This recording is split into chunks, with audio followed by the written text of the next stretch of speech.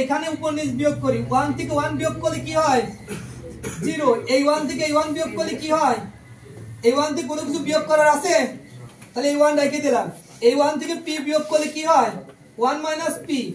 p থেকে p square বিয়োগ করলে p - p square p square থেকে কোনো কিছু বিয়োগ করার নাই এইজন্য p স্কয়ার রেখে দিলাম 1 থেকে p স্কয়ার বিয়োগ করলে 1 - p স্কয়ার p স্কয়ার থেকে p এর পাওয়ার 4 বাদ দিলে p স্কয়ার - p এর পাওয়ার 4 p এর পাওয়ার 4 থেকে কোনো কিছু বিয়োগ করার নাই এইজন্য p এর পাওয়ার 4 রেখে দিলাম আর এই পাশে আমরা দেখি এটা উপর নিচ বিয়োগ করছি এখন পাশাপাশি বিয়োগ করব এই 1 থেকে এই 1 বিয়োগ করলে কি হয় 0 1 থেকে p বাদ দিলে 1 - p 1 থেকে p স্কয়ার বাদ দিলে 1 - p স্কয়ার এই 1 থেকে এই 1 বিয়োগ করলে 0 p থেকে p স্কয়ার বিয়োগ করলে p - p square p square থেকে p এর পাওয়ার 4 বাদ দিলে p স্কয়ার - p এর পাওয়ার 4 এটাতে কোনো কিছু বিয়োগ করার নাই রেখে দিলাম এটাতে কোনো কিছু বিয়োগ করার নাই রেখে দিলাম এটাতে কোনো কিছু বিয়োগ করার নাই এইজন্য রেখে দিলাম আমরা জানি কোন কর্নারে 1 থাকলে সেই 1 বরাবর সারি আর কলাম বাদ যায় কি বাদ যায় সারি আর কলাম বাদ যায় তাহলে এই 1 বরাবর সারি আর কলাম বাদ গেল তাহলে এই কর্নারে 1 আছে তাহলে এই 1 বরাবর সারি আর কলাম বাদ গেল এখন কথা হলো যে চারটা মান আছে সেই চারটা মান নিয়ে আমি নামাইনি পরের লাইনে চলে আসব 1 - p p - p square 1 - p square p square - p এর পাওয়ার 4 আবার এখানে থাকতেছে হলো 1 - p 1 - p square p - p square p square - p এর পাওয়ার 4 থাকতেছে তাই না আচ্ছা তাহলে আমরা পাশাপাশিও করতেছি আবার উপর নিচ বিয়োগ করেও করতেছি কিন্তু এখন দেখো 1 - p আছে লিখলাম এখানে দুইটা এখানে একটা p এখানে দুইটা p তাহলে উভয়ের মধ্যে একটা p কমন যায় এই p যদি কমন নি এই p এর জায়গায় কিছু নাই মানে 1 আছে দুইটা p থেকে একটা চলে গেলে একটা p থাকে এখানে 1 - p স্কয়ার আছে লিখলাম উভয়ের মধ্যে p স্কয়ার কিন্তু আছে তার মানে p স্কয়ার কমন নিলাম তাহলে p স্কয়ার কমন গেলে p স্কয়ার যায় কিছু নাই মানে 1 থাকে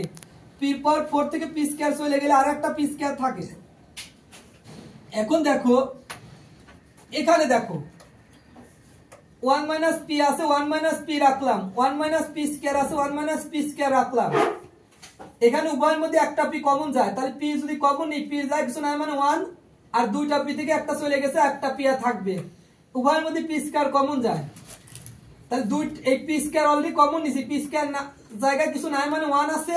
আর p এর পাওয়ার 4 থেকে p স্কয়ার যদি কমন চলে আসে তাহলে একটা p স্কয়ার থাকে আচ্ছা এখন দেখো 1 - p 1 - p তাহলে উভয়ের মধ্যে যেটা থাকে সেটা তো কমন যায় তার মানে 1 - p কমন গেল 1 - p স্কয়ার 1 - p স্কয়ার তাহলে 1 - p স্কয়ার দুই জায়গা আছে এইজন্য 1 - p স্কয়ার কমন গেল তাহলে এইটা কমন চলে আসে এখানে কিছু নাই মানে 1 আছে এটা কমন চলে আসে এখানে শুধুমাত্র p পড়ে আছে এটা কমন চলে গেছে এখানে কিছু নাই মানে 1 পড়ে আছে এটা কমন চলে গেছে এখানে শুধুমাত্র p স্কয়ার পড়ে আছে এখানে দেখো 1 - p 1 - p বা সারি থেকে দুইটা 1 - p আছে একটা কমন নিলাম 1 - p স্কয়ার 1 - p স্কয়ার তাহলে 1 - p স্কয়ার কমন নিলাম উভয়ের মধ্যে যেটা আছে সেটাই তো কমন যাবে এটা অলরেডি কমন গেছে এখানে কিছু নাই মানে 1 এটা অলরেডি কমন চলে আসছে তাহলে এখানে কিছু নাই মানে 1 এটা অলরেডি কমন গেছে এখানে শুধুমাত্র p পড়ে আছে এটা অলরেডি কমন চলে গেছে এখানে শুধুমাত্র p স্কয়ার পড়ে আছে এখন কথা হলো সবাই খেয়াল করো আমি যদি এই p টাকে আগে করতে চাই এখানে দেখো রাইট হ্যান্ড সাইডে p আগে p আগে p আগে আমি যদি p টাকে আগে করতে চাই তাহলে এখানে একটা মাইনাস কমন নিতে হবে তাহলে মাইনাস যদি কমন নেই তাহলে p - 1 হয় কিন্তু আবার এখানে যদি p আগে করতে চাই তাহলে মাইনাস কমন নিতে হবে তাহলে p স্কয়ার - 1 হয় এখন দেখো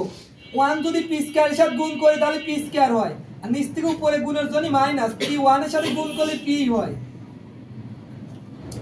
আবার এখানে দেখো এখানে যদি মাইনাস কমন নেই তাহলে p - 1 হয় আবার এখানেও যদি মাইনাস কমন নেই তাহলে p স্কয়ার - 1 হয় এখন দেখো আর এইভাবে গুণ করব 1 p স্কয়ার এর সাথে গুণ করলে p স্কয়ার নিচ থেকে উপরে গুণের জন্য মাইনাস 1 এর সাথে p গুণ করলে p হয় আমরা জানি গুণের সময় এই মাইনাস আর মাইনাস প্লাস হয়ে যায় তাহলে p - 1 থাকে আর এখানে হলো p স্কয়ার - 1 থাকে আর এখানে দেখো এখানে উভয়ের মধ্যে একটা p কমন যায় তাহলে একটা p যদি কমন নেই দুইটা p থেকে একটা চলে গেছে তার মানে একটা p থাকবে এই p টা কমন চলে গেছে এখানে কিছু নাই মানে 1 থাকবে এখানে দেখো মাইনাস মাইনাসে তো প্লাস হয়ে যায়, তাহলে এখানে p মাইনাস 1 পড়ে থাকে আর এখানে p স্কয়ার মাইনাস 1 পড়ে থাকে। তাহলে উভয়ের মধ্যে একটা p আছে, তাহলে একটা p কমন নিলাম, দুইটা p থেকে একটা চলে গেলে একটা p থাকে, এই p টা কমন চলে গেছে, এখানে কিছু না মানে 1 থাকে। আচ্ছা এখন দেখো তো এই p টা আগে লিখলাম, p মাইনাস 1 এই একটা, p মাইনাস 1 এই একটা, তাহলে দুইটা, তাহলে একটা লিখে হোল স্কয়ার লিখলাম, আর এখানে যা আছে তাই লিখলাম, p স্কয়ার মাইনাস 1 আছে লিখলাম, এটাই রাইট হ্যান্ড সাইড। আবার এখানে দেখো এই p টা আগে লিখলাম, p মাইনাস 1 এই একটা এই একটা, তাহলে মোট দুইটা, তাহলে p মাইনাস 1 লিখে হোল স্কয়ার লিখলাম, আর এই p স্কয়ার মাইনাস 1 আছে, p স্কয়ার মাইনাস 1 লিখলাম, এটাই রাইট হ্যান্ড সাইড।